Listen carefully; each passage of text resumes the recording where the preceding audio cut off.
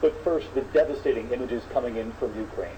The debris from that plane stretching for miles, pieces of the broken jet, and so many of the innocent lives lost. The passports intact found in the field, and here's what we know at this hour. Malaysia Flight 17, 295 people on board, flying from Amsterdam to Kuala Lumpur at 33,000 feet when it disappears over Ukraine, 30 miles from the Russian border. And look at the track of the plane on the flight map. You can see the jet simply vanishing from the air. That plane, a Boeing 777, one of the strongest in the world. And tonight, U.S. officials say they believe it was shot down. This evening, we have team coverage across the globe, and we begin here with ABC's Chief Global Affairs Correspondent, Martha Raddatz. There in the distance, that burst of flame, the moment that the flight with 150,000 pounds of fuel crashed down. Then the smoke plumes filling the horizon, those white streaks, debris from the plane littering the sky. As cameras reach the scene in the Ukrainian countryside, utter devastation. Flames in one part of the wreckage. The massive Boeing 777 with its 295 souls on board shattered on the earth. As far as the eye can see, an apocalyptic scene. But the debris was spread across 10 miles, and in other spots, there is no fire. The Malaysian airline colors visible, clothing, passports, a vacationer's travel guide, a sign that these are the parts of the plane blown up in the sky. Flight 17 took off from Amsterdam just after noon local time. Just over 4 hours into the flight to Kuala Lumpur, Malaysia, cruising at 33,000 feet, it crosses Ukraine, nearing Russia's border. That's when something goes terribly wrong. Tonight, the U.S. says it believes the plane was shot down by a single surface-to-air missile. Shot down, not an accident. Blown out of the sky. But it's unclear who fired or whether it was a mistake.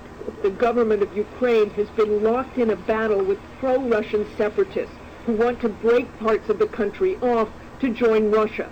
Today, Ukraine accused those separatists of shooting the flight down over a rebel-controlled area.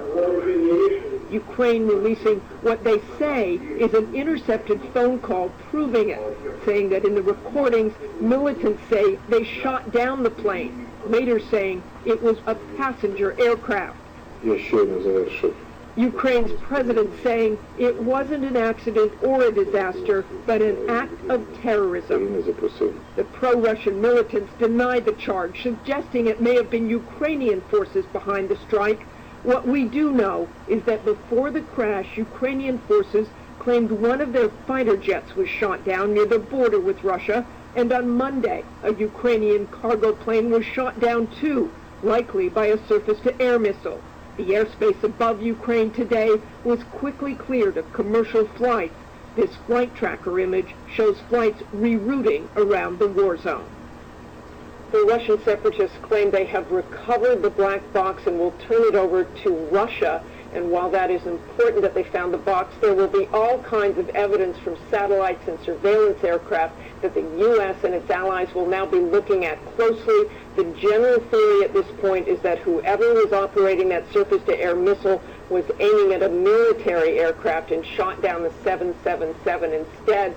And David, tonight we are also learning why we haven't heard whether or not there are any Americans on board. There were apparently several names, according to a senior official, that looked American, but they are double-checking and triple-checking. All right, being very careful. Martha Raddatz leading us off. Martha, thank you for your reporting all day long. And just moments ago here, I spoke with a freelance reporter for ABC News, John Wendell, who was right there at the crash site tonight. Here's what he told me he found. John, I know you were among the first reporters there on the scene. It is the middle of the night, but tell us what you saw upon arriving. Right now, the wind is blowing pretty hard and kicked up some of the fires that had been burning earlier.